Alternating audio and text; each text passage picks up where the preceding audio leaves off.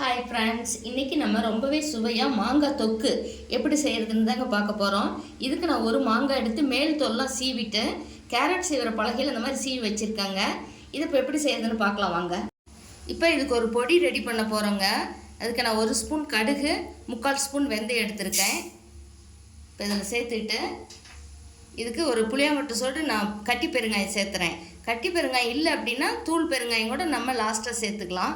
இப்போ இதோட போட்டுக்கலாம். எண்ணெய்லாம் எதுவும் ஊற்ற வேண்டாம். இதுக்கு வரமிளகா காரத்துக்கு ஏற்ற மாதிரி நம்ம அதிகமாகவோ கம்மியாகவோ சேர்த்துக்கலாம். நான் ஒரு 6-7 மிளகா சேர்த்துறேன். இப்போ இது நல்லா இந்த கடுகு வெந்தயம்லாம் பொரிஞ்சு வரும், அந்த அளவுக்கு வறுத்துக்கலாம்.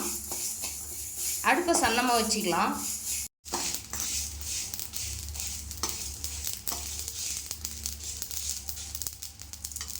பாருங்க, கடுகு வெந்தயம்லாம் பொரிஞ்சு வருது, வெந்தயம் நல்லா பொன்னிறமாக மாறி வருது. இந்த சமயத்துக்கு நம்ம ஸ்டவ் ஆஃப் பண்ணிடலாம். ரொம்ப கருக விட்டுறக்கூடாது. நான் ஸ்டவ் ஆஃப் பண்ணிடுறேன். அந்த சூட்லேயே கொஞ்ச நேரம் நமக்கு பொரிஞ்சு வரும். பெருங்காயம் பாருங்கள் உப்பி வந்துருச்சு. இதோட நான் கல்லுப்பு தேவையான அளவுக்கு இதிலே சேர்த்துக்க போகிறேங்க. சேர்த்து நல்லா கலந்து விட்டுக்கலாம். இப்போ இது நல்லா ஆற வச்சு ஒரு மிக்சி ஜாரில் சேர்த்து பவுடர் பண்ணி எடுத்துக்கலாங்க. வெந்தயத்தை நல்லா பவுடர் பண்ணி எடுத்தாச்சுங்க. ஒரு பாத்திரம் வச்சு நல்லா காஞ்சிருக்குதுங்க. இதுக்கு ஊறுகாய் தொக்கு அப்படின்னாவே நம்ம நல்லெண்ணெய் சேர்த்து செஞ்சோமா ரொம்ப சுவையாக இருக்கும். அதனால் நான் 2 குழிக்கரண்டி நல்லெண்ணெய் சேர்த்துக்கிறேன். எண்ணெய் நல்லா காஞ்சிருச்சிங்க. 1 ஸ்பூன் கடுகு சேர்த்துக்கலாம். கடுகு நல்லா பொரிஞ்சு வருது. இந்த சமயத்துக்கு கருவேப்பிலை இலைகள் கொஞ்சம் சேர்த்துக்கலாம்.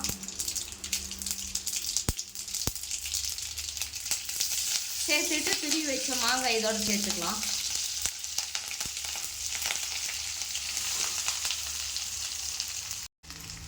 நல்லா கலந்து விட்டுக்கலாம்.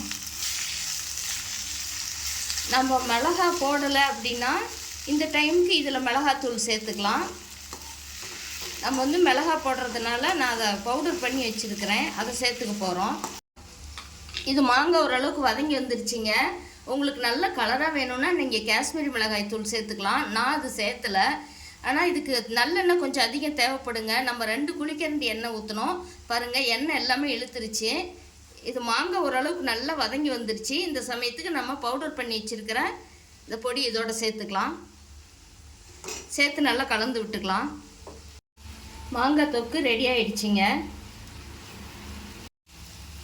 நம்ம இந்த வெந்தய பவுடரை போட்டு 1 நிமிஷம் நமக்கு நல்லா பாருங்கள் சுற்றி எண்ணெய் பிரிஞ்சு வருது. போதும், இந்த அளவுக்கு வந்தால் நம்ம ஸ்டவ் ஆஃப் பண்ணிடலாம். மாங்காய் தொக்கு ரெடி ஆகிடுச்சிங்க. இது மாங்காய் சீசனில் இந்த மாதிரி நம்ம போட்டு வச்சுட்டு பயன்படுத்திக்கலாம். ஒரு 4-5 நாளைக்கு வரைக்கும் நம்ம வெளியில் வச்சு பயன்படுத்திக்கலாம். ஃப்ரிட்ஜில் வச்சு பயன்படுத்தணுன்னா நீங்கள் ஒரு 10 நாள் 15 நாள் கூட வச்சுக்கலாம். இதே போல் நீங்களும் ட்ரை பண்ணி பாருங்கள். இந்த வீடியோ பிடிச்சிருந்தால் லைக் பண்ணி ஷேர் பண்ணுங்கள், சப்ஸ்கிரைப் பண்ணுங்கள். தேங்க்யூ.